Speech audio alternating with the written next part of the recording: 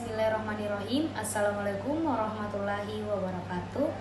Pertama-tama marilah kita panjatkan puja dan puji syukur atas kehadirat Allah Subhanahu wa taala yang telah memberikan kita kesehatan serta kesempatan sehingga kami masih bisa sempat mengerjakan makalah kami dengan judul Teori Belajar Kognitif dan Konstruktivisme. Baik, perkenalkan nama saya Nur Aftika, NIM 23203886208041 dari kelas PAIB klaster 2. Baik, di sini saya akan menjelaskan materi mengenai memanfaatkan pengetahuan awal peserta didik dan menciptakan pembelajaran yang bermakna melalui pengalaman. Yang pertama, memanfaatkan pengetahuan awal peserta didik. Sesuai dengan istilah asimilasi yang dikenalkan Piaget, peserta didik akan merasa lebih mudah mengonstruksi pengetahuan jika informasi baru yang diterima itu cocok dengan pengetahuan yang sudah dimiliki sebelumnya. Dengan demikian, guru sebaiknya memulai pembelajaran dengan terlebih dahulu membangkitkan informasi yang telah dimiliki peserta didik sesuai dengan materi baru yang disampaikan. Dengan demikian pula, peserta didik akan lebih mudah dan siap untuk mengonstruk pengetahuan selama mengikuti pembelajaran. Pengetahuan awal memiliki peran penting dalam pembelajaran, yaitu yang pertama, membantu peserta didik memahami materi baru. Yang kedua, meningkatkan motivasi belajar. Yang ketiga, meningkatkan hasil belajar. Baik, kita lanjut. Cara memanfaatkan pengetahuan awal peserta didik. Di sini ada beberapa cara yang dapat dilakukan guru untuk memanfaatkan pengetahuan awal peserta didik. Yang pertama yaitu melakukan apresiasi, di mana apresiasi adalah kegiatan awal pembelajaran yang bertujuan untuk membangkitkan motivasi belajar dan menggali pengetahuan awal peserta didik. Yang kedua, menggunakan strategi pembelajaran yang berpusat pada peserta didik.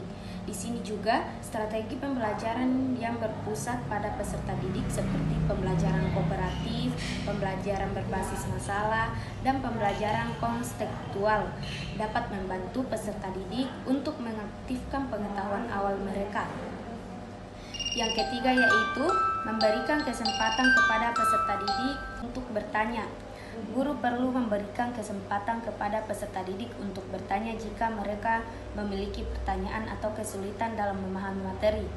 Dan yang terakhir yaitu memberikan umpan balik yang tepat, di mana umpan balik dapat membantu peserta didik untuk memperbaiki pemahaman mereka terhadap materi.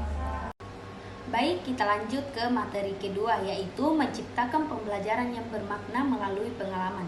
Di sini, menciptakan pembelajaran yang bermakna melalui pengalaman merupakan pendekatan pengajaran yang efektif untuk membantu siswa memahami dan mengingat konsep secara mendalam. Pendekatan ini menekankan pada keterlibatan aktif siswa dalam proses belajar, sehingga mereka dapat membangun koneksi antara konsep baru dengan pengetahuan dan pengalaman mereka sebelumnya. Lanjut, berikut ini adalah beberapa strategi untuk menciptakan pembelajaran yang bermakna melalui pengalaman. Yang pertama yaitu hubungkan konsep dengan pengalaman siswa. Mulailah pembelajaran dengan menghubungkan konsep baru dengan pengalaman dan pengetahuan siswa sebelumnya. Yang kedua yaitu buatlah pengalaman belajar yang aktif dan melibatkan. Yang ketiga, dorong refleksi dan analisis. Setelah siswa terlibat dalam pengalaman belajar, mintalah mereka untuk merefleksi dan menganalisis pengalaman mereka. Yang keempat, berikan umpan balik yang konstruktif. Umpan balik yang konstruktif sangat penting untuk membantu siswa belajar dari pengalaman mereka. Umpan balik yang baik harus spesifik, jelas, dan berfokus pada kemajuan siswa. Yang terakhir yaitu buatlah lingkungan belajar yang mendukung.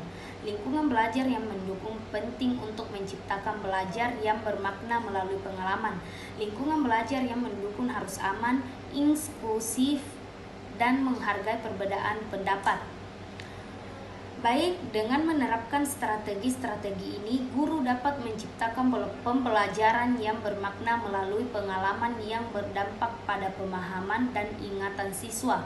Pembelajaran yang bermakna melalui pengalaman dapat membantu siswa untuk menjadi pembelajar yang baik, mandiri, percaya diri. Baik, itulah tadi materi yang sempat saya jelaskan. Jika ada kesalahan mohon dimaafkan. Wassalamualaikum warahmatullahi wabarakatuh. Audio Jungle.